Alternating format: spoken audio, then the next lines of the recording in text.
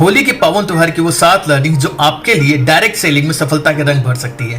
पहला, होली को रंगों का त्योहार कहा जाता है। जिस प्रकार से होली सभी रंगों से मिलकर के कंप्लीट होती है, उसी तरीके से डायरेक्ट सेलिंग में अगर आप सारी स्किल्स को मास्टर कर लेते हैं तभी जाकर के आप इसमें कामयाब हो सकते हैं। भले वो ज्वाइनिंग हो, प्रोस्पेक्टिंग हो, सेलिंग हो, इन्विटेशन हो, लोगों को मीटिंग में लाना हो, जितनी भी स्किल्स है आपको उन पर मास्टरी करनी पड़ेगी, सीखना पड़ेगा, तभी जाकर के आप डायरेक्ट सेलिंग में सफलता हासिल कर सकते हैं।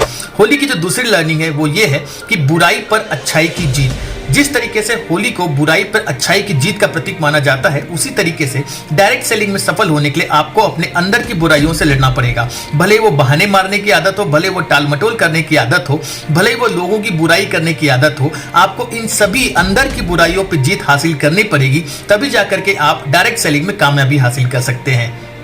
होली की जो तीसरी लर्निंग है वो है दुश्मनों से भी दोस्ती करना। जी हाँ, जिस तरीके से होली को दुश्मनों से भी दोस्ती करने का त्योहार कहा जाता है, उसी प्रकार डायरेक्ट सेलिंग में भी एक इंपॉर्टेंट एस्पेक्ट होता है, दैट इज रिलेशनशिप। अगर आप रिलेशनशिप मेंटेन नहीं कर पाते हैं तो आप डायरेक्ट सेलिंग में सफलता हासिल नहीं कर सकते। आपको अपने अपलाइन से, डाउनलाइन से, प्रोस्पेक्ट से, कस्टमर से, आपके लाइफलाइन से, आपको सभी से आपके रिलेशनशिप मजबूत होने चाहिए, तभी जाकर के आप डायरेक्ट सेलिंग में सफलता हासिल कर सकते हैं।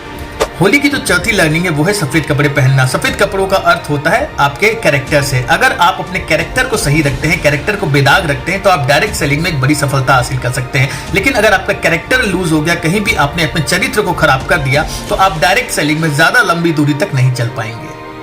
होली की जो अगली लर्निंग है वो है पुराने कपड़े पहनना। बहुत सारे लोग पुराने कपड़े पहन के होली खेलना पसंद करते हैं, तो इसी तरीके से डायरेक्ट सेलिंग में भी हमारा एक सिस्टम बना हुआ है। आप कितने भी नए तरीके आजमा लें, लेकिन आपको अपने पुराने सिस्टम को हमेशा पकड़ के चलना चाहिए, क्योंकि हमारा पुराना सिस्टम तब काम आता है जब आपके नए तरीके काम नहीं आते हैं। तो आपको हमेशा अपने पुराने सिस्टम को पकड़ के चलना चाहिए।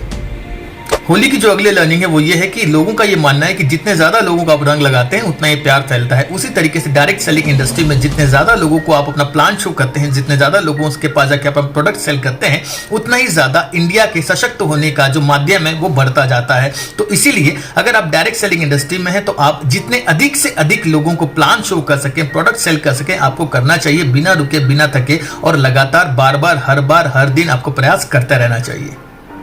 होली की जो 7वीं लर्निंग है वो है मिठाई खाना। मिठाई खाने का अर्थ होता है आपकी वाणी से। आपकी वाणी मधुर होनी चाहिए। भले ही आपके जीवन में कितनी भी समस्याएं चल रही हो, लेकिन जब आप लोगों से बात करें तो आपकी वाणी मधुर होनी चाहिए। भले ही आपके जीवन में कितने भी प्रॉब्लम्स चल रहे हो, लेकिन आप जब लोगों के पास अपना बिजनेस लेकर के जाएं तो आपके एटीट्यूड में पॉजिटिविटी झलकनी चाहिए, क्योंकि लोग पॉजिटिव लोगों के साथ ही जुड़ना पसंद करते हैं, नेगेटिव लोगों के साथ जुड़ना पसंद नहीं करते हैं। तो ये वो 7 लर्निंग्स है जिसको अगर हमने अपना लिया तो हम अपने डायरेक्ट सेलिंग के करियर में सफलता के रंग भर सकते हैं। उम्मीद है आपको ये वीडियो पसंद आया हो। अगर आपके पास भी कोई सुझाव हो या कोई लर्निंग हो तो हमें कमेंट में जरूर बताइएगा।